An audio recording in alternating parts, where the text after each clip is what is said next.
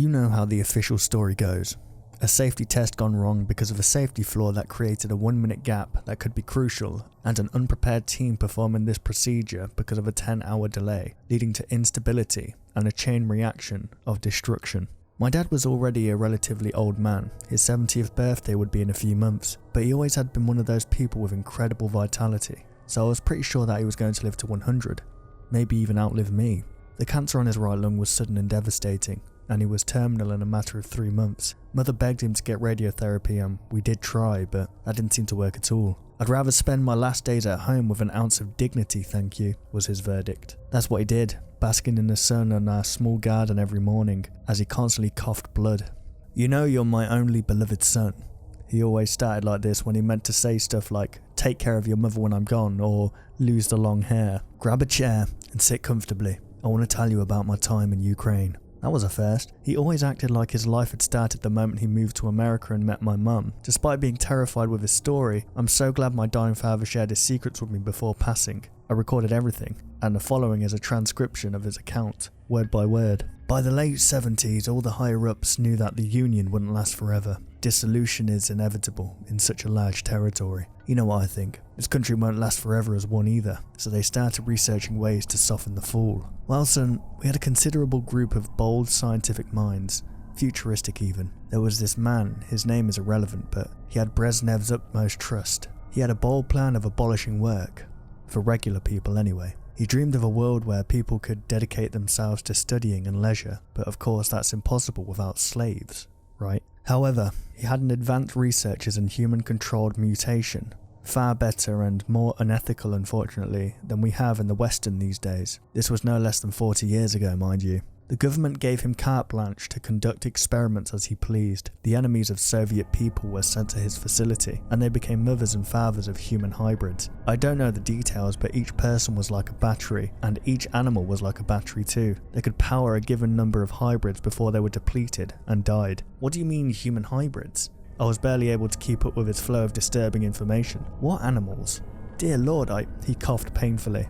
"Don't interrupt me, son. I don't think I have the time or the proper knowledge to explain it all in detail, and it was really hard mustering the courage to tell you about it. He created all kinds of human hybrids at first. It was uncanny. That man was a total genius. His laboratory was something out of a science fiction cartoon, with all kinds of machines that I'm sure no one else will ever have. I know what he did was morally questionable, but I have great respect for him. I think to this day I still believe it was for the greater good, the sacrifice of hundreds for the creations of thousands and the happiness of millions. One could say his creations were artificial life forms because they were born as adults. I mean, they were born with the approximate physical and mental age of their human ancestor. So of course, able-bodied people in their 20s and early 30s were the most desirable subjects. It was easier to dehumanize them this way, feel no guilt about creating humanoid beings to be the slaves of a society of happiness. But I wouldn't say they were artificial. They needed food, rest and a sense of purpose, just like everyone else. Is a grape tomato less of a tomato just because it was developed by men? I don't think so.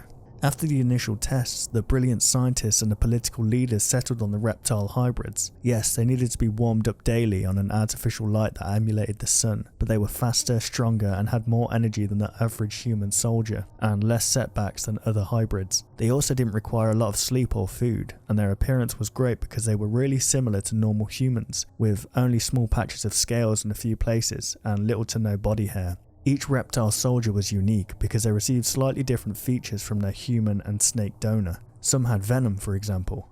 Some were incredibly smart and were promoted as leaders. The scientists' logic was that they'd be more inclined to follow orders if their commander was one of their own. They lived to serve. They didn't know other purpose. They were treated like a farmer treats his carriage horse, not cruelly per se, but as a living thing that only exists to do hard jobs. After settling with reptile men, the scientists decided to spend 2 or 3 years only training them with internal chores, in governmental facilities all over the URSS. After the incredibly bold move of creating a whole new Homo species, they wanted to play it safe. Things were good. A few weeks prior to the graduation day of the reptile men, they all started being moved to Pripyat. Ukraine was given signs of wanting to declare independence due to the era of stagnation, so giving all our soldiers to them was pretty much a peace offer. But something happened.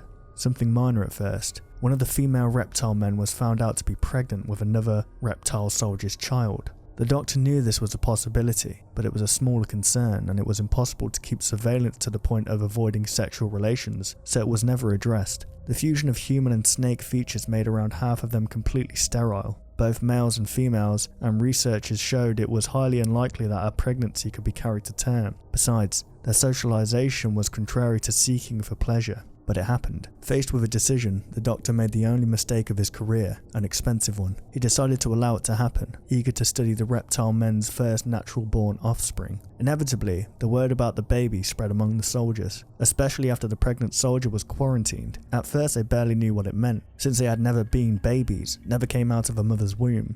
But then, something very primal and irresistible turned on inside their obedient brains, wreaking havoc and rapidly changing everything they knew. They gained the sense that there's more to life than they had been presented so far, the sense of wanting something better, a bright future for their children, and that resulted in a devastating rebellion.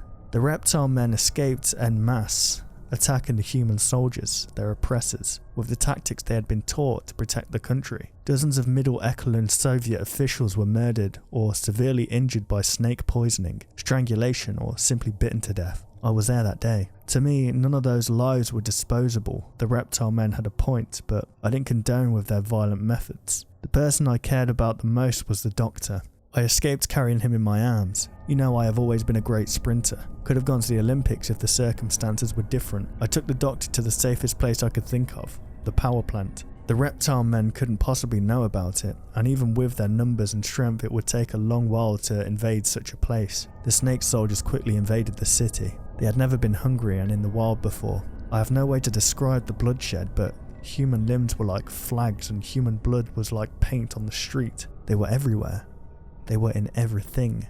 You could almost get used to it. It was your brain attempting to keep your sanity. I only watched it in binoculars from afar and it still gives me nightmares over 30 years later. I can't even understand the hell that it was down there. Still, I believe the reptile men weren't evil. They were simple-minded and lacked discernment. They were part animals and made to be lackeys, after all. Being in charge of themselves must have been scary, and you know what snakes do when they're scared? They pounce and kill. Sorry, I'm getting sidetracked by my haunting memories. The doctor was grateful to me beyond words. He arranged that a car come to pick me up early the next morning, while the reptile men's blood would keep them in dormancy. His goal was to exploit this weakness and get Russian troops to come for damage control in a few days. Also early in the morning, while the reptile men would be slow and vulnerable. But it was 1986, and he didn't have carte blanche from Gorbachev. Everyone who could vouch for the doctor was dead. He'd majorly screwed up, and was all alone. The night we spent in the Chernobyl power plant was the scariest of my life. Outside in the distance there was so much screaming, and wherever you looked you could see thousands of pairs of snake eyes glowing in the dark. No one slept a wink that night. The doctor feared that the international media would find out about his doings and use it as a political weapon. Nuclear energy wasn't his specialty, so he spent hours asking the power plant workers about the viability of using radiation to kill the reptile men. I think that's when the plan B started to form inside his brain. The doctor wouldn't know that the Soviet government abandoned him until the day after I left, or at least that's what I concluded, because the day after I left was the day of the nuclear accident. The doctor died there, protecting the reputation of the URSS. Presidents come and go, but his loyalty was to his people, and I also respect him for that. He created the reptile men to serve his people, and created the worst nuclear disaster in history to protect his people. Such a great man. Deep down I knew he cared for the snake soldiers as much as he cared for other humans. Reptile men were his sons, his pride and joy. He made a long pause. I was scared, amazed, and definitely intrigued by this genius my father described with such respect, a man he risked his life to save. So I couldn't resist and decided to ask at least one question. How can you be so sure? Because my dad's eyes gleamed strangely. He made sure that at least one of us survived.